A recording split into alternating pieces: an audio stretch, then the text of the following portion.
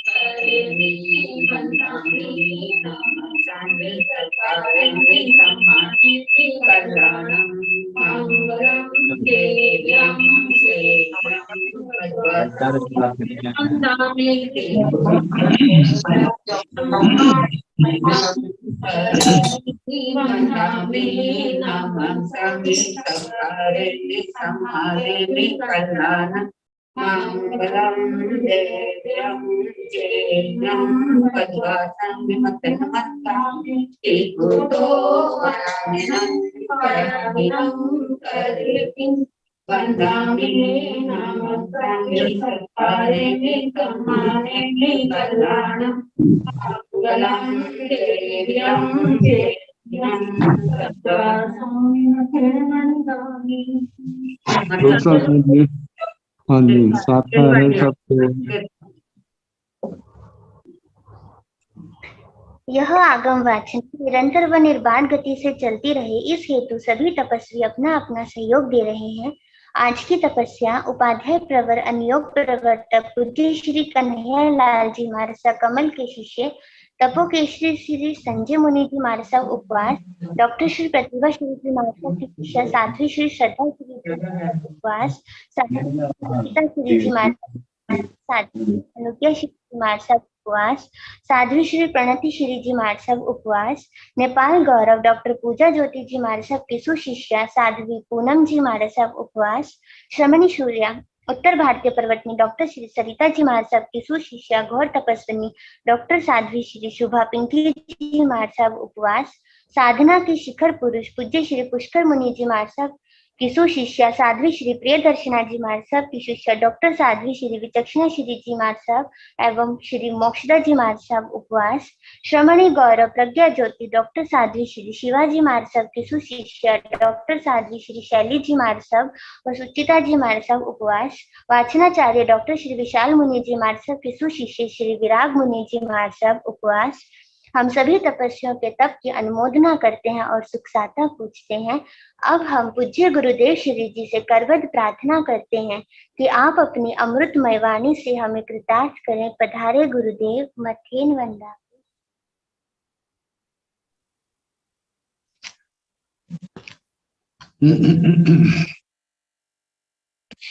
नमो अरिहंताण, नमो सिद्धाण, नमो आर्याण, नमो उगंझायाण, नमो लोये सवसाहुण, एस्तो पंच नमोकारो सव पाव प्रणासनो, मंगलानंत तन्मे से परमं हवै मंगलम्।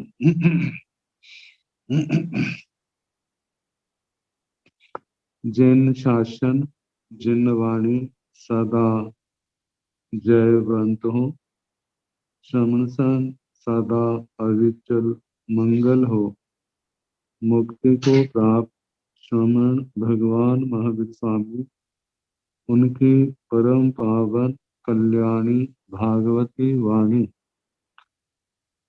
वाचक प्रमुख श्री इंद्र भूति गौतम आदि गंधर्व भगवंत युग प्रधानाचार्य परम पूज्य श्री सुधर्मा स्वामी जी महाराज, उनकी परम पावन पाठ परंपरा वर्तमान आचार्य ध्यान योगी परम पूज्य श्री शिव मुनि जी महाराज एवं गुरुजन सबकी पावन चरण सरोजों में मेरा अनंत अनंत बार वंदना नमस्कार।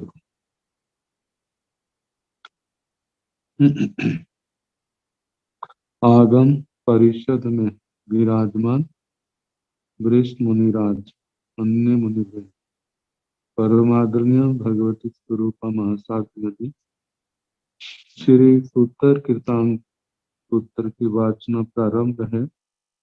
प्रथम स्कंध का 10वां अध्ययन सुनाया जा रहा है, जिसकी 18 गाथा तक सुना चुके। 19वीं गाथा जहाहि वित्तं पशवोय सत्वम जे बंधवा जेय प्रियाय मित्ता लालपाई सेविय एई मोहं अन्य जना तस हरंति वित्तं। भगवान संसार के संबंधों के संबंध में बता रहे हैं ये कैसे स्वार्थ परक है। तो भगवान कहते हैं जहाँ ही छोड़ दो, इनका त्याग कर दो। वित्तम, जो वित्त धन आदि इकट्ठा किया है। पशुओं या सप्तम, और जो पशुधन इकट्ठा किया है। जे बंधवा जे प्रियाय मित्ता, जो आपके बांधव बंधुजन है, जो प्रिय हैं, जो आपके मित्र हैं, इनको आप छोड़ दें। तो कोई भी व्यक्ति जब संबंध जुड़ता है तो उसके साथ आशाएं भी जुड़ जाती। कितनी बार इन सब के लिए सारा जीवन लगा देते, लेकिन जब अपने को आवश्यकता पड़ती है तो ये लोग आशाओं के अनुरूप नहीं उतरते। जब आशाओं के अनुरूप नहीं उतरते तो अपना धैर्य खत्म हो जाता। मोह को प्राप्त होता है। लालपाई सेविय एई मोह। फिर वो क्या कहता है, जो नहीं कहना वो भी कहता है मैंने इनके लिए ये किया, मैंने इनके लिए ये किया, मैंने सारा जीवन लगा दिया, आज मेरे को जरूरत पड़ी है तो कोई मेरे पास आता नहीं। भगवान कहते हैं कि सेविय एई मोह, वह मोह को प्राप्त होता है। लालपाई शोकाकुल होकर के बार बार प्रलाप करता है। लालप भाई, लालप कहते लपटी, मतलब बार बार प्रलाप करना। अन्य जना तस् हरंति वित्तम, और कितने कितने पाप कर्म करके नैतिकता नहीं देखी, अनैतिकता नहीं देखी, वह धन ही धन दिखाई देता था। बहुत कुछ बनाया इस दुनिया में, लेकिन जब प्राण ये जीवन समाप्त हो जाता है और उसके बाद वह तो चला गया आगे, जैसे कर्म किए था, जैसी आयु बांधी, जैसी गति बांधी, उसके अनुसार आगे चला गया। लेकिन पीछे जो धन आदि इकट्ठा किया था, अन्य जना, दूसरे लोग, जिसका जोत चलता है, तस हरंती वित्तम, उसके वित्त का अपहरण कर लेते हैं, छीन लेते हैं, वहां से अपने अधिकार में कर लेते हैं, बड़े प्रसन्न होते हैं। तो कहा उसको क्या मिला? जो कुछ इकट्ठा किया था वो सब दूसरे ले गए, और जो पाप कर्म उनको इकट्ठा करने में किए थे, उनको लेने के लिए कोई भी तैयार नहीं है, और कोई ले भी नहीं सकता, उसी को भोगने पड़े। तो इसलिए कहा है कि इन नश्वर संबंधों में चक्कर में फंस करके अपने इस अनमोल जीवन को ना गवाएं। ये अनंत अनंत पुण्यों से जो मनुष्य जन्म मिला है, इसमें ज्ञान दर्शन चारित्रता रूप धर्म की आराधना करता हूं। आपका जन्म सुधरेगा, भविष्य संवरेगा। और ये परंपरा चलती रही तो जन्म जन्म आपके जो कर्म है वो सारे कट जाएंगे, और आत्मा सिद्ध बुद्ध अजर अमर अविनाशी स्थान को प्राप्त हो जाएगी।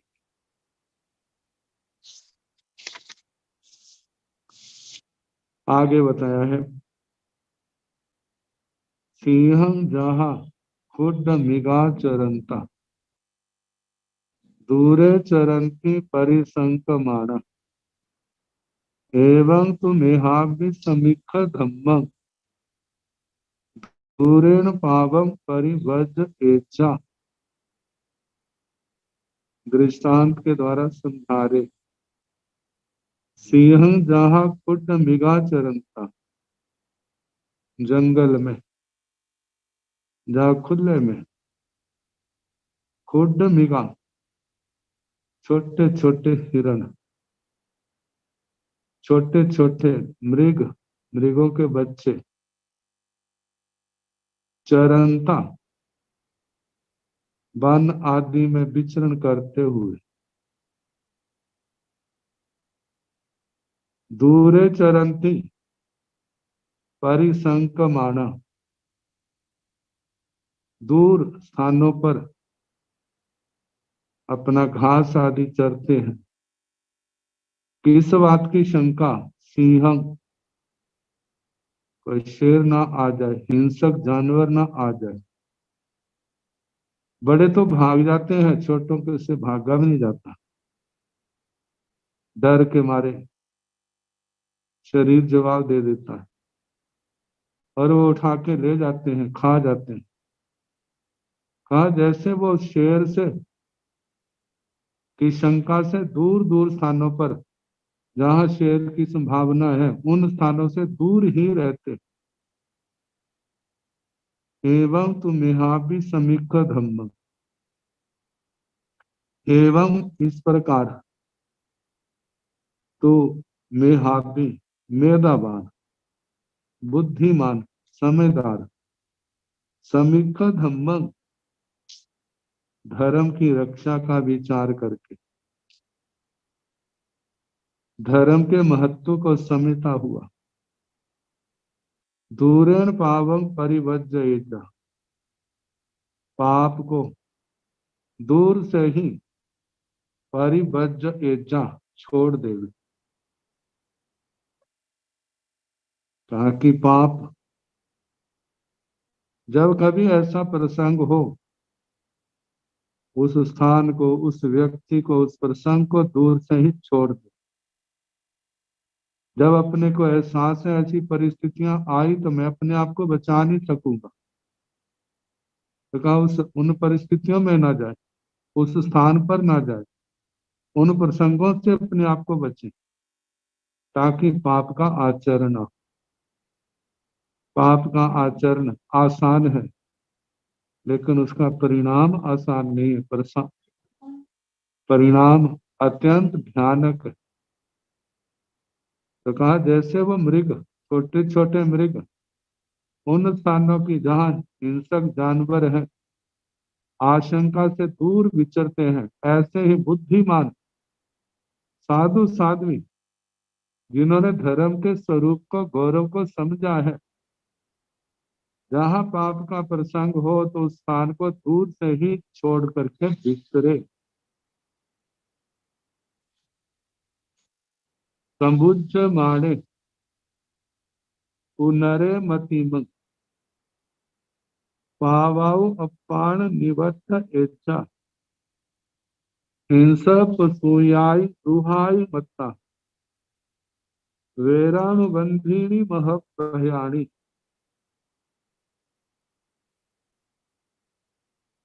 संबुज माणे उ नरे मतिमं। संबुज माणे धर्म को सम्यक प्रकार से समझता हुआ, धर्म को समझने वाला, जानने वाला। मतिमंग बुद्धिमान व्यक्ति, नरे व्यक्ति, नर साधक, साधु साध्वी। पावाऊ अपान निवत्त एचा, पावाऊ पाप से, अपानंग अपनी आत्मा को, निवत्त एचा निवृत्त करे, पीछे हटाए। बुद्धिमान, समझदार, धर्म के स्वरूप को समझने वाला अपनी आत्मा को पाप से पीछे हटाए। कारण हिंसा पसूयाई दुहाई मत्ता बैरानुबंधिनी महबयानी। कहा कि दुहाई दुख, ये दुख कैसे है? हिंसा पसूयाई, ये हिंसा से प्रसूत है, हिंसा से पैदा हुए। आज जो दुख आया है तो पूर्व जन्म में कहीं ना कहीं हिंसा की, प्राणी वध किया, उनको परेशान किया, उपलक्षण से शेष सारा पापों को भी ग्रहण कर लेना। उन पापों के आचरण से जो दुख पैदा हुए और उसके साथ बैरानुबंधीनी, जो बैर को बांधने वाले, बैर परंपरा को चलाने वाले, जिसको कभी हमने दुख दिया था और आज हम भूल चुके, पूर्व संस्कार, पूर्व बैर उन कर्मों से प्रेरित हुआ, जो कभी दुखी हुआ था हमारे माध्यम से, आज वो बदला लेने के लिए हमारे पास आ गया और हमारे दुख, हमारी परेशानी का कारण बन रहा है।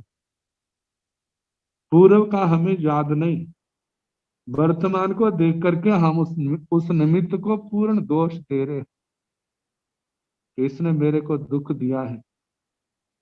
अब ज्ञान न होने के कारण हम उसके लिए बैर की गांठ फिर बांध लेते हैं। आज तो तेरा मैं कुछ नहीं कर सकता, लेकिन समय आने पर हिसाब तेरा बरोबर करूंगा। और ये बैर की बांधी हुई गांठ उसको चैन से, शांति से बैठने नहीं देगी। फिर आगे के लिए नए कर्म बांधने की प्रसंग आएगा। यदि आत्मा को ज्ञान हो जाए जो वीतराग वाणी का, तब तो आत्मा उसका सुधार कर ले। ज्ञान न होने के कारण ये बैर परंपरा चलती जाती है, इसका अंत आता दिखाई नहीं देता जल्द। तो कहा कि बैर को बांधने वाले महबयानी, और ये दुख महाभय का कारण बनते, क्योंकि एक दुख को दूर करने के लिए एक धर्म रास्ता है और एक पाप का रास्ता है, अन्याय अनिति का रास्ता है। धर्म का रास्ता अपनाता है तो वह तो जड़ों से खत्म होगा, लेकिन धर्म को छोड़ करके पाप का रास्ता अपनाता है तो पूर्व के कर्म तो खत्म नहीं होते, आगे के लिए नए कर्मों का उपार्जन हो जाता है, बंद हो जाता है। और ये महाभयानक बैर की परंपरा चलती जाती। ताकि मत्ता ऐसा जान करके, ऐसा समझ करके, ये आत्मा, ये मुमुक्षु आत्मा या संसार की हर आत्मा दुखों से बचना चाहते हैं तो इस हिंसा से बचे। केवल हिंसा से नहीं, थारा के थारा पापों से बचे, क्योंकि ये थारा के थारा पाप ही तो दुख के, क्लेश के और समाधि के कारण है, जन्म मरण के कारण है। आत्मा इनसे अपना बचाव रखे। आगे बताया है, मूसंग ने भूया मुनि अर्थगामी निबाण मेयं कसिणं समाहि स्वयं न कुज्जा नय कार वेजा करंत मन्नं करंत मन्नम प्रिय नानु जाने। मूसंग ने भूया मुनि अर्थगामी, अर्थगामी, आप्तगामी, आपके वचनों के अनुसार चलने वाला। आप कौन है? अत्यंत अनंत विश्वसनीय, वो हमारे आप पुरुष अरिहंत परमात्मा है। अरिहंत परमात्मा के मार्ग पर चलने वाले हमारे आचार्य भगवंत आदि महापुरुष है, हमारे गुरुजन है। उन गुरुजनों के वचनों के अनुसार चलने वाला जो मुनि है, साधु साधु ही मूसंग न भूया। भगवान कहते कैसा भी प्रसंग क्यों ना हो, कभी झूठ ना बोले, बचने के लिए कभी झूठ का सहारा ना ले।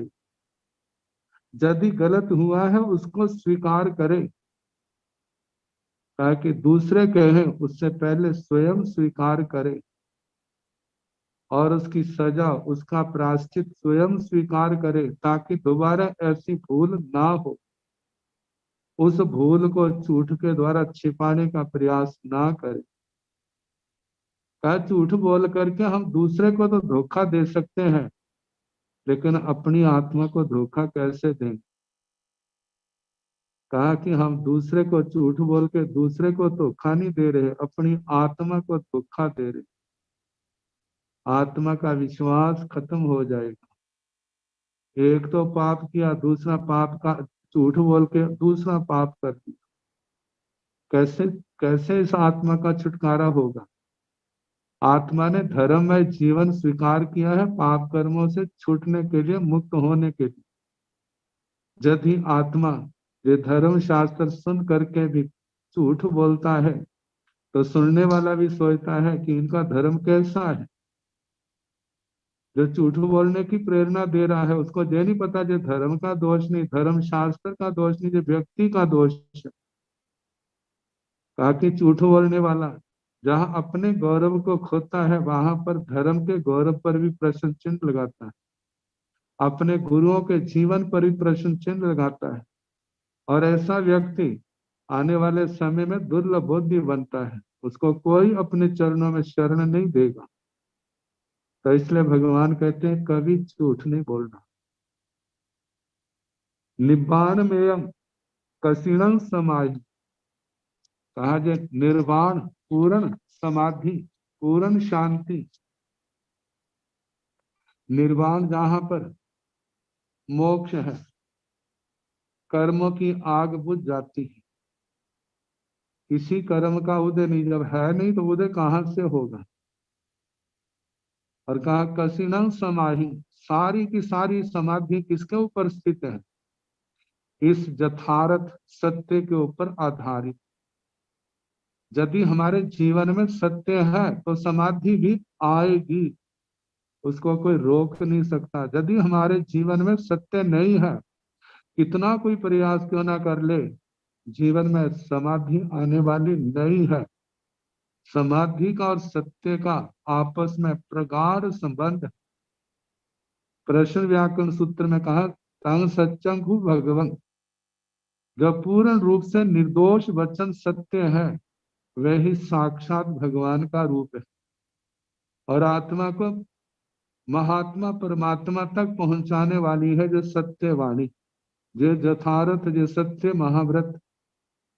देखा जाए सत्य का पांचों के पांचों महाव्रत जो है, ये आत्मा को परमात्मा की ओर ले जाने वाले, और ये अनंत समाधि के कारण है। इसलिए कहा कि साधु साध्वी कभी झूठ ना बोले। और इसके साथ ये भी आ जाता है, झूठ के साथ, झूठ के त्याग के साथ हिंसा, चोरी, कुशील, परिग्रह, इन पापों का भी परित्याग करे। लेकिन जिस आत्मा ने झूठ का त्याग कर दिया है, आज मानो दूसरे व्रत पालने की शक्ति में कमी है, तो आने वाले समय में उस सत्य के प्रभाव से वह सारी उसकी कमियां पूर्ण हो जाएंगी।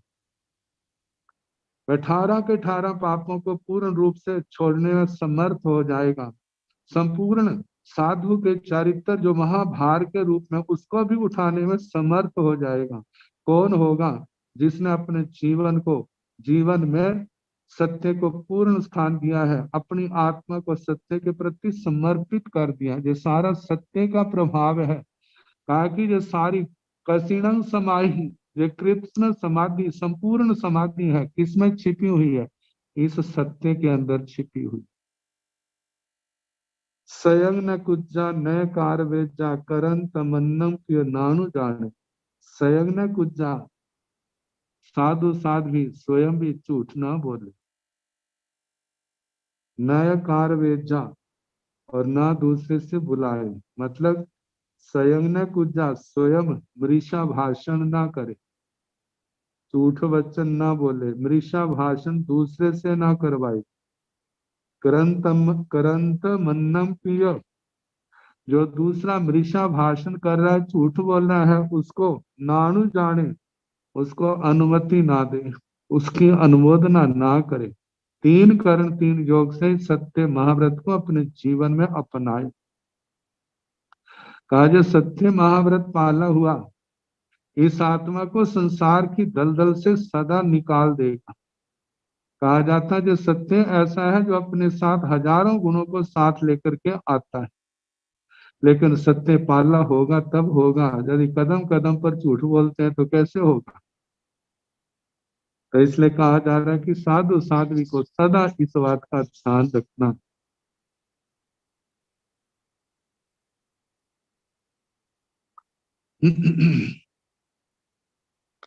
शुद्धे सिया जाय ने दूस एचा,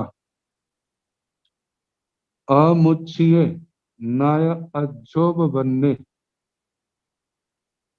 धितिमं विमुखे नय पूय नट्ठी, न सिलोय गामीय परिभज एचा।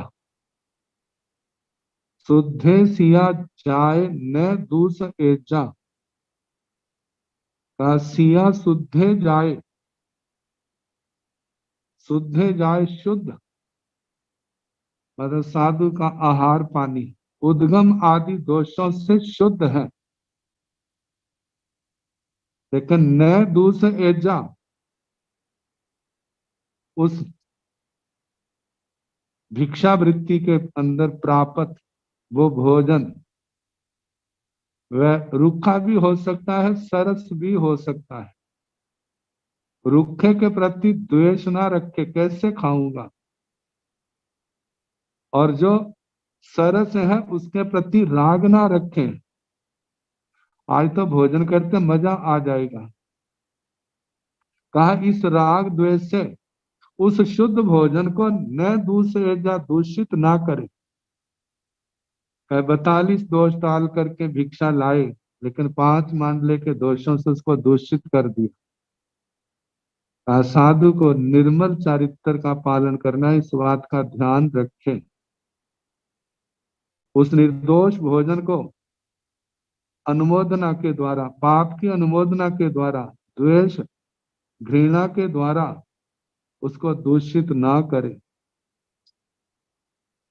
अमुच्छीय नय अज्जोब बनने, वह उस भोजन के प्रति स्वादिष्ट है, सरस है, तो उसमें मूर्छित ना हो, गृद्ध ना हो। नया अज्जोब बनने, उसकी बार बार लालसा ना करे, हर समय सरस भोजन ही ध्यान में रहे। कहा जो निर्दोष भोजन है वो साक्षात अमृत के समान है। आत्मा को पवित्र बनाने वाला, देह धारण का एक साधन, धर्म ध्यान का हेतु कारण और आत्म समाधि को बढ़ने में सहायक वो शुद्ध निर्दोष भोजन। धीतिमं विप मुख्य नय पूय नट्ठी। फिर आगे कहा कि साधु साध्वी कैसे हो? धीतिमंग धृतिमान, धैर्य वाले हो, क्योंकि धैर्य वाला ही विपरीत परिस्थितियों में अपने आप को संभाल सकता है। जिसके अंदर धैर्य नहीं है वो अपना संतुलन खो जाएगा, और संतुलन टूटने पर वह आरत्यान रुद्र ध्यान के वशीभूत हो जाएगा। वह कषायों के विकारों के वशीभूत होगा, अशुद्ध लेशाओं के वशीभूत हो जाएगा, और उसके बाद उसकी समाधि कहाँ रहेगी? वहां पर शांति कहाँ रहेगी? शांति को पाना है तो विपरीत परिस्थितियों का सामना करने की क्षमता अपने अंदर होनी चाहिए, और ये क्षमता अभ्यास से पैदा होती। अभाव में भी अपने आप को शांत रखना। तो कहा कि धिथिमंग, जे साधु साधियां जे आत्मा धैर्य गुण से संपन्न हो। विमुक्के, विमुक्के मतलब आभ्यंतर और बाह्य परिग्रह से मुक्त हो, लालसाएं छोड़ दे, भौतिक साधनों का भौतिक साधनों की इच्छाओं का त्याग कर दे। जैसा वृत्ति के अनुसार निर्दोष मिला है उसके अनुसार अपने आप को प्रसन्न रखें, उसमें खुश रहे। नय पूय नट्ठी न सिलोग गामी परिबैजा, न पूय नट्ठी। अपनी पूजा की चाहना ना करे, पूजनार्थी आदर मान सत्कार इसकी चाहना ना करे, ताकि जे भी असमाधि का कारण है। जश प्रतिष्ठा की कामना कर, कहा जश मिल जाएगा, 10 लोग 100 लोग 1000 लोग लाखों लोग यदि उसका गुणगान करने भी लग जाएंगे तो क्या होगा? क्या लोगों की प्रशंसा आत्मा का कल्याण कर देगी? क्या लोगों की प्रशंसा यदि निराधार है तो क्या आत्मा को तृप्ति मिल सकती है? लोगों की प्रशंसा उसको ऊंचा नहीं बना सकती। लोगों की निंदा भी आत्मा को नीचे नहीं गिरा सकती। आत्मा को ऊंचा उठाने वाला आत्मा का निर्मल चारित्र है। आत्मा की निर्मल साधना है जो सरलता से संपृक्त है, सरलता से सिक्त है, जिसके अंदर सरलता समाई हुई है, सत्य समाया हुआ है। वो साधना इस आत्मा को ऊंचा उठाने वाली है। और जिस साधना के अंदर झूठ है, जिस साधना के अंदर माया है, वो साधना इस आत्मा को ऊंचा नहीं उठा सकती।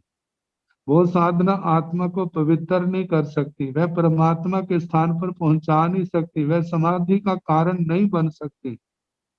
तो इसलिए कहा कि पूजा की मान प्रतिष्ठा की चाहना नहीं करनी।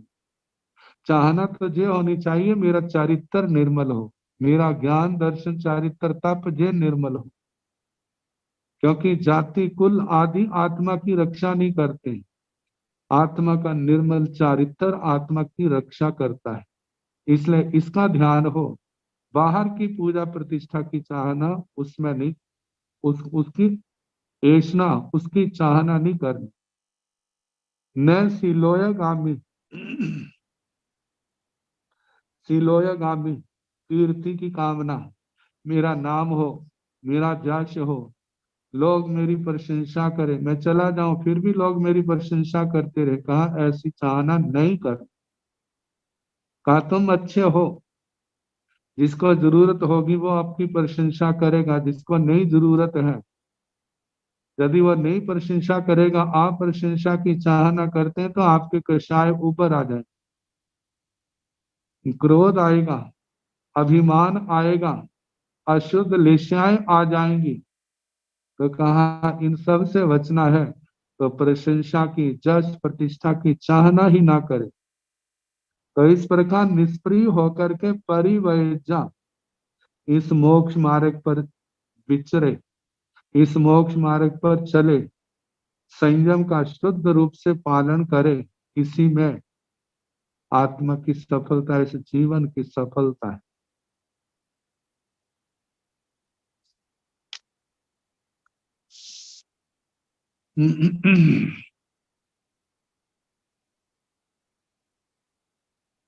निखम्ब गेहाहु निरावकंखी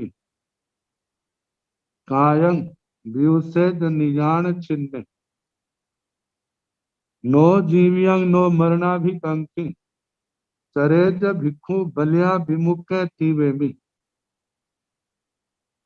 ताकि समाधि की कामना करने वाले आत्मा के लिए कदम कदम पर एक एक गाथा में भगवान ने कैसा दिव्य अद्भुत उपदेश दिया है।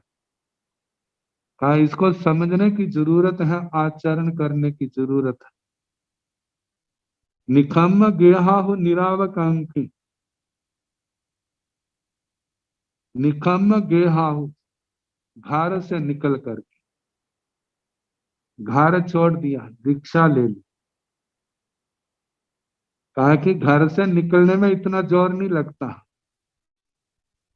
द्रव्य घर से निकलने जितना भाव घर से निकलने में जोर लगता है। भाव घर कौन है? वे 8 कर्म, वह आसक्ति,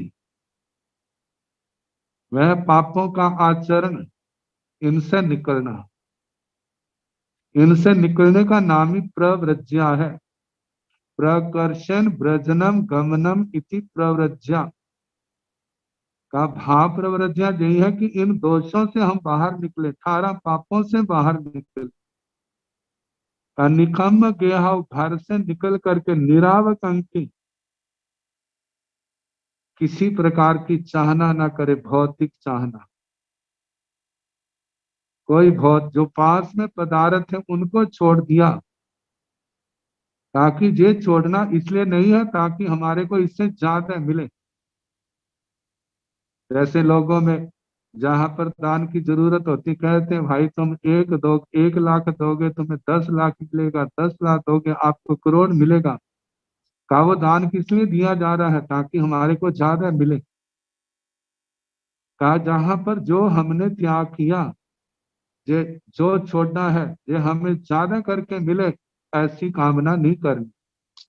निरावकांक्षी, इन आकांक्षाओं से मुक्त हो।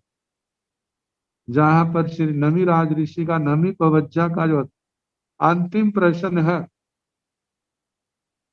जब ब्राह्मण के रूप में इंद्र महाराज कहते हैं कि आप मिले हुए सुखों को छोड़ करके जो नहीं है उनको पाने की आप कामना कर रहे, इसलिए आपने राज छोड़ा, राज परिवार छोड़ा, ताकि स्वर्गों के बढ़िया सुख मिले।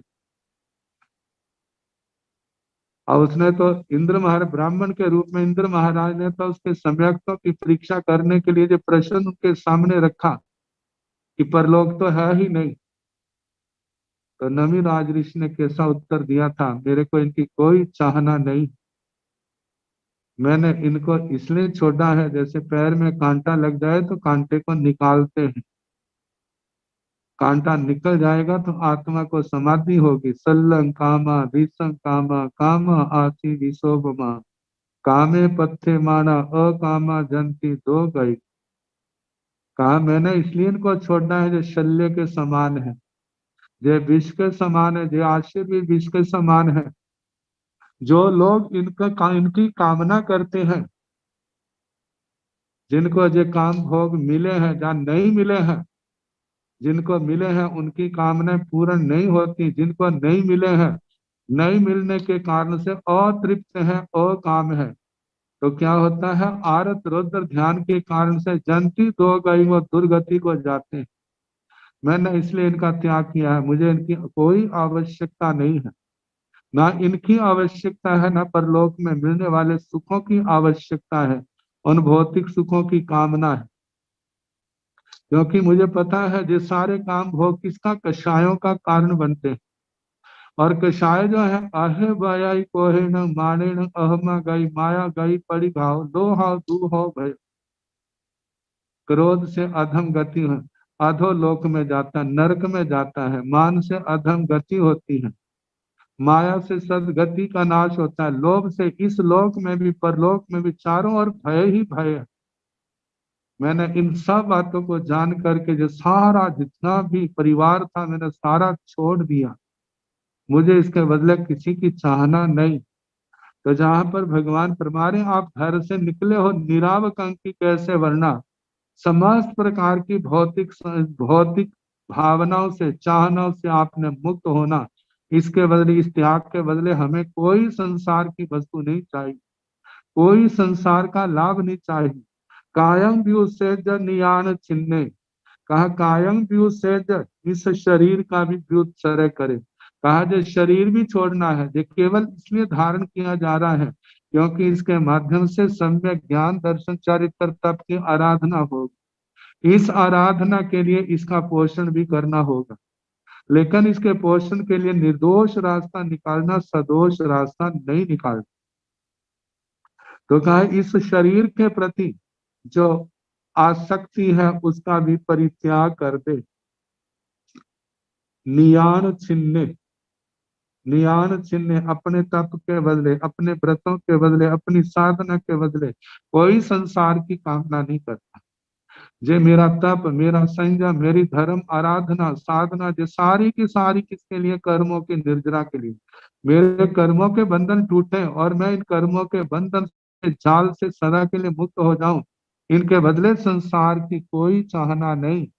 मेरे को स्वर्ग मिले, मैं चक्रवर्ती बनूं, मैं इंद्र बनूं, मैं बड़ा देवता बनूं, या ऐसी रिद्धि का मालिक बनूं, ऐसी कोई चाहना नहीं करनी। कषायों के प्रेरित होकर के बदले की भावना नहीं रखनी। उसने मेरा अपमान किया था, मेरे को शक्ति मिले मैं उसका बदला लूंगा, ऐसा कुछ नहीं करना। कहा जो भी हम संयम तप की आराधना कर रहे हैं, जो माया निदान मिथ्या, तो इन तीनों शल्यों से क्या होना है, मुक्त होना है। नो जीवियं नो मरना भी कांक्षी, ना जीवन की आकांक्षा करे, ना मरण की आकांक्षा करे। कहा जे जीवन जो हमारे को मिला हुआ है, ये पूर्व जन्म के कृत पुण्यों का परिणाम है। जितनी आयु है वो उतनी ही रहेगी, और मरना जिस समय इस जीवन का आधार आयुष्य कर्म समाप्त होगा, उस समय मृत्यु आ जाएगी। वो तो अपने समय पर ही घटना है। का किसी भी परिस्थिति से भी मजबूर होकर के, कहा कि इन चाहनाओं से मुक्त होना। कहा जीवन और मरण ये दोनों वस्तु हैं, दो पर्याय। कहा कि जीवन जो कर्म के ऊपर आधारित है, और मरना जो कर्म उदय में आए थे उनकी समाप्ति का सूचक है। कहा इन जो कर्मों से मिलने वाली अवस्थाएं हैं, इनसे निरपेक्ष हो जाए। हमें आत्मा के अंदर जाना है। हमारी आत्मा शाश्वत है, हमारी आत्मा का कोई जन्म नहीं है, हमारी आत्मा का कोई मरण नहीं है। इस आत्मा का ना जन्म होता है ना मृत्यु होती है। आत्मा शाश्वत, पहले था अब है आगे रहेगा, इसका कोई विनाश नहीं कर सकता। और आत्मा जो है अनंत आनंद का अक्षय कोश है। का जब जब हमारे पास सामने ऐसी परिस्थिति होगी तो जीना क्या और मरना क्या, हमें उस पावन दशा तक पहुंचना है। यदि हम जीवन के मोह में रहेंगे, मृत्यु से हमें डर होगा, तो ये डर और ये मोह हमारे को उस अनंत शाश्वत अनंत तक पहुंचने नहीं देगा। तो इसलिए कहा है कि ये जीवन और ये मरना जो है, जीवन और मरण की आकांक्षा न रखता हुआ साधक जो है परिवैजा विचरण करे। चरे चरे जब भिक्षु बलिया विमुखे, बलिया विमुखे, बलय, बलय कड़े को कहते हैं। कड़ा जो है चक्राकार होता है, कहीं से शुरू कर दो उसका समाप्ति नहीं दिखाई देगी, आगे से आगे आगे से आगे आगे से आगे चलता रहेगा। का इसी प्रकार ये संसार चक्कर, चाहे वो 4 गतियों का है, 5 जातियों का, 6 कायाओं का, 24 दंडकों का है, आत्मा अनादि काल से इसमें भले के उस कड़े के समान, चक्कर के समान घूम रही। एक चक्कर समाप्त होता है, दूसरा शुरू हो जाता है, दूसरा समाप्त होता है, तीसरा हो जाता है। ताकि जो चक्कर अनादि काल से, और कितने चक्कर है। जैसे भगवती सूत्र के 24वें शतक में जहां पर गंभे का थोकड़ा आता है, वहां पर कैसे पहले आत्मा का पैर, जहां मनुष्य भाव है, पहली नरक में गया, फिर मनुष्य बना, फिर पहली नरक में गया, फिर मनुष्य बना, फिर पहली नरक में गया। ये चक्कर कितने लग सकते हैं? लगातार 4 चक्कर। ऐसे मनुष्य से दूसरी नरक, मनुष्य से तीसरी नरक, चौथी, पंचवी, छठी तक, ऐसे 4 4 चक्कर लग, कम से कम एक, ज्यादा ज्यादा 4, और 7वीं नरक में जाए तो वहां पर वह जाना है, वहां से वापिस आके मनुष्य नहीं बनता। ऐसे ये तो मनुष्य का कहा, ऐसे पंचेंद्रिय त्रियंच का है, वो नरक में जाए, कितने कितने कैसे चक्कर लगते हैं। त्रियंच त्रियंच बनता रहे, मनुष्य मनुष्य बनता रहे, मनुष्य देवगति में जाए, मनुष्य पृथ्वी काय में जाए, आप काय, तेजस काय, वायु काय, वनस्पति काय, 2 इंद्रिय, 3 इंद्रिय, 4 इंद्रिय, जितने भी दंडक है उनका सब का कौन कहाँ जाता है, कहाँ नहीं जाता है, इन सब को लेकर के आने जाने को लेकर कितने चक्कर है। कहा इनसे बलिया भी मुक्त है, इनसे मुक्त होना है। लेकिन मुक्त कैसे होंगे? केवल कहने मात्र से मुक्त थोड़ा होगा, चाहने मात्र से मुक्त थोड़ा होगा। इनसे मुक्त होना है तो आत्मा को ज्ञान दर्शन चारित्र तप का, तप की प्राप्ति चाहिए, और इसकी आराधना पालना चाहिए। कहा कि जब हमारी ये आराधना सम्यक होगी तो ये हमारे चक्कर के जो कारण, हमारे कर्म बंधन है, वो हमारे टूटेंगे, वो समाप्त होंगे, तभी हम इससे मुक्त होंगे। तो कहा इन चक्रों से विमुक्त हुआ भिक्षु जो है, वो संयम और तप की आराधना करता हुआ विचरण करे। ना जीवन की चाहना, ना न मरने के भय, ना मरने की, क्योंकि जिस समय तकलीफें ज्यादा आ जाती हैं तो व्यक्ति मृत्यु की चाहना करने लग जाता है। लेकिन कहा जाता है कि मानो मर भी गए हैं, जो कर्म खत्म नहीं हुए हैं, तो वो कैसे खत्म हो गए? आगे जाके छोड़ देंगे उसको मरने के कारण से। संत कुमार राज ऋषि का कितना बढ़िया दृष्टांत हमारे सामने आता है। और उन्होंने वो देवता जो वैद्य के रूप में थे, उनको कहा था आप मेरे इन शरीर के रोगों को तो नष्ट कर सकते हैं, क्या मेरे कर्मों के रोगों को भी नष्ट करने में समर्थ हैं? कहा उनके लिए हम समर्थ नहीं है, उनके लिए तो आप जैसे महर्षि समर्थ हैं। और वो महर्षि किस कारण से समर्थ हुए? वो इसी ज्ञान दर्शन चारित्र तप की आराधना से समर्थ हुए हैं। इसके बिना कोई समर्थ नहीं हो सकता। तो इसलिए कहा जाता है कि सब ओर से ध्यान हटा करके मेरा ज्ञान शुद्ध हो, जिस स्वाध्याय से होगा, मेरी श्रद्धा शुद्ध हो, जिस स्वाध्याय से शुद्ध होगी, आगमों का अभ्यास जितना करेंगे हमारा ज्ञान शुद्ध होगा, हमारी श्रद्धा शुद्ध होगी, हमारा चरित्र शुद्ध हो। तो इसके लिए भी स्वाध्याय जरूरी है, क्योंकि जिसको जीव अजीव का ज्ञान नहीं, उसका चरित्र शुद्ध कहाँ से हो जाएगा? और चारित्र शुद्धि के लिए आत्मा को स्वयं जागरूक होना होगा। कहा एक दोष ऐसे हैं जिनका हम परित्याग ही नहीं कर सकते, एक दोष ऐसे हैं जिनको हम छोड़ सकते हैं, लेकिन प्रमाद के कारण से, लापरवाही के कारण से हम देखा देखी हम उनको छोड़ नहीं रहे। कहा कम से कम जिनको नहीं छोड़ सकते हैं उनको एक किनारे कर दें, जिनको हम छोड़ सकते हैं उनको तो, उनका तो हम परित्याग करें, और जिनको नहीं छोड़ सकते हैं पूर्ण रूप से, तो वहां पर ये कोशिश करें यथा संभव जितना हम छोड़ सकते हैं उतना छोड़े। और जो दोष का सेवन लग रहा है तो उसके लिए अपनी आलोचना, निंदना, प्रायश्चित करते रहे। कहा जाता है जैसे एक बीमारियां तो ऐसी होती हैं दवाई लेने से वो बिल्कुल ठीक हो जाती हैं, लेकिन एक बीमारियां ऐसी हैं ठीक तो नहीं होती हैं, लेकिन दवाई लेते रहो तो कंट्रोल में रहती है। इसी प्रकार जिन दोषों को हम नहीं छोड़ सकते हैं, उनके प्रभाव को खत्म करने के लिए हम बीच बीच में तपस्या प्रायश्चित के रूप में करते रहे, ताकि उस दोष का सेवन करने से जो कर्मों का बंध होता है वो प्रभावशाली ना हो, उसकी शक्ति कम हो जाए। तो वो शक्ति कहाँ से होगी? वो हमारे इंद्रियों के निग्रह से होगी, हमारे मन के निग्रह से होगी। तपस्या के कारण से होगी। जो भी हम धर्म साधना करते हैं उसके कारण से वो कमजोर होगी। और जिस समय यदि हम ऐसे तपस्या करते रहते हैं तो आने वाले समय में वो कर्म जो है हमारी आत्मा के अंदर ज्यादा अंतराय का रूप धारण नहीं कर सकेंगे। हमारी आत्मा उनका सामना करने में समर्थ होगी और आने वाले समय में हमारा संयम, हमारी साधना निर्दोष होगी, उसको पालन करने में हम समर्थ हो जाए। तो कहा इस प्रकार आत्मा संयम तप की आराधना करता हुआ विचरे। जो ऐसा विचरता है वो अवश्य में उस अनंत समाधि को पाने में समर्थ हो जाता है।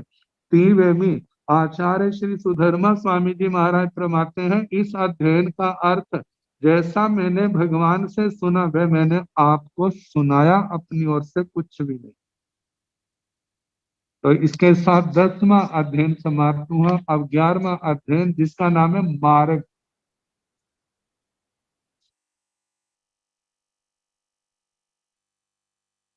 मार्ग रास्ता, ताकि रास्ता कौन सा? एक सदगति का रास्ता, एक दुर्गति का रास्ता। इस जमीन पर बने हुए रास्ते हैं, एक संसार को लेकर के बने हुए रास्ते। एक रास्ता ऐसा है, मार्ग ऐसा है जिसके ऊपर चलने से आत्मा के जन्म जन्म के दुख, रोग शोक सदा के लिए खत्म हो जाते हैं, समाप्त हो जाते हैं। और एक मार्ग ऐसा है जिसके ऊपर चलने से एक जन्म में भी अनंत जन्मों की तैयारी हो जाती है। तो कहा जाता है इस मार्ग को जानना। हम किस मार्ग पर चले, जिस मार्ग पर चलने से हमारे क्लेश जो है सदा सदा के लिए समाप्त हो जाए। और वह कौन सा मार्ग है जिस पर चलने से आत्मा के अनंत दुख बढ़ते ही जाते हैं। एक जन्म बर्बाद होने से जन्मों की श्रृंखला क्या हो जाती है, बर्बाद हो जाती है। आत्मा इतने गहरे अंधेरे में पहुंच जाता है कि आत्मा को कोई मार्ग दिखाई ही नहीं देता। तो मार्ग जो 11वां अध्ययन मार्ग के संबंध में कहा, जो कुछ पहले कहा गया है कोई नई बात नहीं होगी, लेकिन कहने का ढंग अलग अलग है। एक एक शब्द को लेकर के कहीं पर भी चले तो हर स्थान पर मूल जय होगा, 18 पापों का त्याग करो, संयम का पालन करो, तपस्या में किसी प्रकार का प्रमाद ना करो, जितनी आपकी शक्ति है उसको छिपाए नहीं, वो अपनी शक्ति के अनुसार ज्यादा से ज्यादा पालन करे। यही आप जिस शक्ति का सदुपयोग जो है यही आत्मा को ऊंचा उठाने वाला होगा। तो कहा 10वें अध्ययन की व्याख्या की जा चुकी है। अब 11वां अध्ययन प्रारंभ किया जाता है। 10वें अध्ययन में भाव समाधि का निरूपण किया गया, जो ज्ञान दर्शन चारित्र तथा तप रूप है। और इस अध्ययन में वर्णित भाव मार्ग भी यही है। कौन? ज्ञान दर्शन चारित्र तप रूप। इस अध्ययन का नाम मार्ग है, जहाँ प्रशस्त ज्ञान आदि भाव मार्ग के आचरण का वर्णन। प्रशस्त ज्ञान, प्रशस्त दर्शन, प्रशस्त चारित्र, प्रशस्त तप, जिसको हम सम्यक ज्ञान, सम्यक दर्शन, सम्यक चारित्र, सम्यक तप कह देते। तत्वार्थ सूत्र के शब्दों में सम्यक दर्शन ज्ञान, सम्यक दर्शन ज्ञान चारित्राणी मोक्ष मार्ग, इस मोक्ष मार्ग का वर्णन श्री उत्तराधन सूत्र के 28वें अध्ययन के अनुसार हम देखें मोक्ष मार्ग गति। तो नानंग च दंसनंग च चरितंग च तबोतः, ज्ञान दर्शन चारित्र तप जो क्या है, जो मोक्ष मार्ग है, जो अनंत ज्ञानियों ने अपने अपने समय में कहे हैं। इसके अलावा और कोई मोक्ष मार्ग नहीं है। देखा जाए तो ज्ञान के अंदर 5 प्रकार का ज्ञान, मति ज्ञान, शुद्ध ज्ञान, अवधि ज्ञान, मन प्रयोग ज्ञान आ जाता, केवल ज्ञान आता है। 5 ज्ञान दर्शन के अंदर मूल रूप में 2 प्रकार का, अधिगम और निसर्ग। श्रद्धा तत्वार्थ सूत्र के रूप में तत्वार्थ श्रद्धानम सम्यक दर्शनम, जो तत्व ही अर्थ है। कहा तत्वार्थ के प्रति जो श्रद्धान है, रुचि है, सत्य के प्रति में क्या है, सम्यक दर्शन है। लेकिन यदि ज्ञान के स्वाध्याय के द्वारा जीव अजीव आदि तत्वों को जाना है, तो कहा है कि उनके यथार्थ स्वरूप के ऊपर ध्यान रखना। आत्मा का जे स्वरूप है, जीव का जे स्वरूप है, अजीव का जे है, आगे पुण्य पाप आश्रम संपद निर्जरा बंध मोक्ष का क्या स्वरूप है। कहा जब स्वाध्याय होगा, हम ध्यान से इनको देखेंगे जानेंगे तो इनका बोध होगा, तत्व ज्ञान होगा, तो ये हमारा सम्यक ज्ञान और इसके साथ हमारी श्रद्धा निर्मल होगी और इसके अध्ययन से पता चल जाएगा चारित्र का स्वरूप क्या है।